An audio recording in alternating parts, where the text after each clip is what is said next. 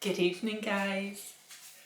So today I went to Dundee Hospital with my partner and we had our base scan. So they sat me down and they made sure all the details were still correct. There was no change in my medical.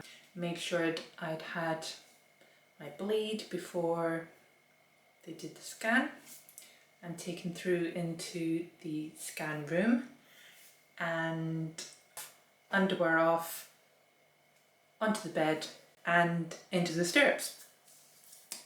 Then covered over with a towel, they come through and she talks me through the procedure. Now, in my head, I was getting an ultrasound. That is true. But it wasn't the ultrasound exactly that I thought. When I thought of ultrasound, I thought of jelly on the tummy because that's what I'd had previously. I was like, I wonder why they're saying empty bladder when the last time I did an ultrasound it was with a full bladder so they could see the uterus and everything like that. Okay, I'm just gonna go with what they tell me, so we do. But this ultrasound was different. This ultrasound is what they call the dildo. So it's literally like a probe that's probably about, I'd say, two of my fingers width, and they put a condom over the top of it. Literally, they put a condom over the top of it.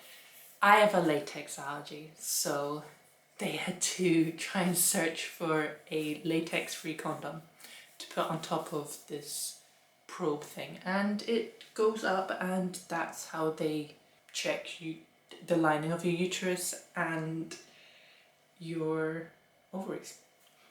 It wasn't too uncomfortable, I'm going to be honest. It was fine. I put tampons up there all the time for periods and stuff like that, so I'm kind of used to it, so it's fine. But it was when she was rotating and moving to see my two ovaries and what they were looking like and what shape they were and what... It was fine. So that's all good. I had a lining of 3 millimeters. So they want it to be thin at this point before you get your drugs to stimulate the ovaries. You want the uterus lining to be quite thin.